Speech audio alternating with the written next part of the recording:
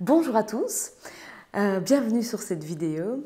Alors aujourd'hui j'ai envie de vous parler d'un sport universel pour lequel l'être humain est vraiment très doué, oui.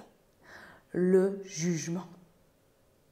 Alors je dis très doué et oui et non. Dans sa version positive, je donne de la reconnaissance, je vois ce qui est bien, je souligne le beau.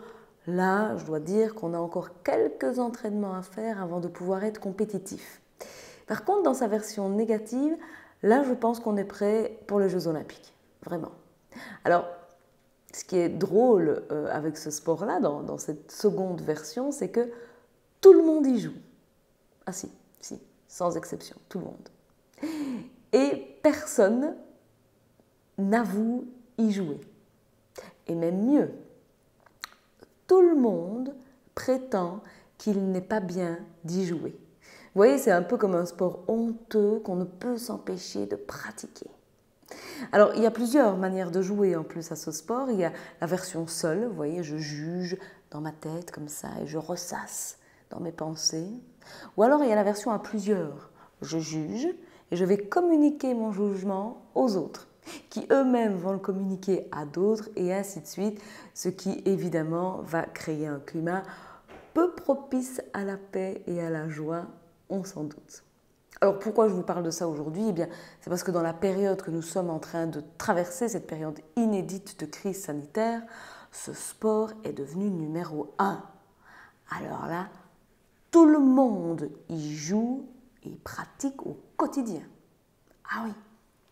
Et alors, tout y passe. Tout ce qu'il convient de faire ou ne pas faire, le pour ou contre le masque, le déconfinement, les rassemblements, votre sœur, le voisin, le collègue, le gouvernement, ce que nous jugeons comme inconscient, incivique, tout le monde y passe. Et quand je dis tout le monde, c'est nous-mêmes également. Ah bah oui, puisque la première personne la plus souvent que nous jugeons, c'est nous, en temps normal. Alors, finalement, j'aimerais attirer votre attention sur le fait que qu'est-ce que c'est que ce jugement? Le jugement, si on y réfléchit bien, ce n'est jamais qu'une conséquence de notre vision du monde.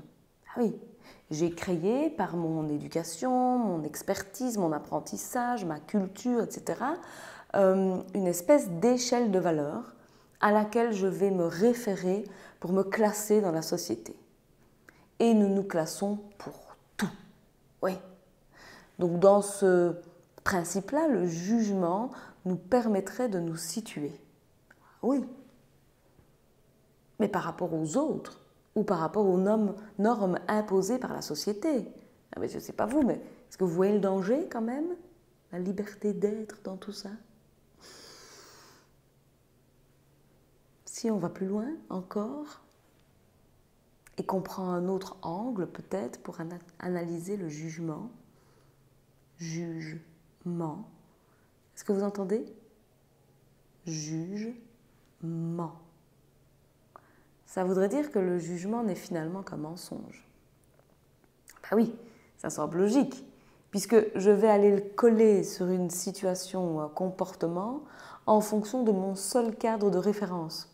Alors, si ce n'est peut-être pas un mensonge à proprement parler, c'est en tous les cas une infime partie de la réalité que je vais pourtant estimer vraie à 100%.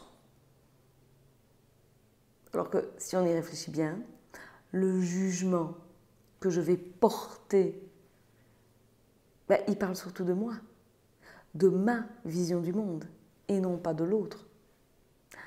Et si je vois les choses sous cet angle, je pourrais dire donc que juger, à chaque fois que je vais constater que je porte un jugement, je pourrais me dire que c'est une nouvelle opportunité d'en apprendre un peu plus sur moi. Oui, ben là ça donne déjà un peu plus envie. Opportunité d'apprendre, d'évoluer. Si je regarde ce qui se cache derrière le jugement, j'ai certainement des choses à apprendre. Je vous donne un exemple. Moi, j'ai du mal avec les personnes que je juge comme étant égoïstes.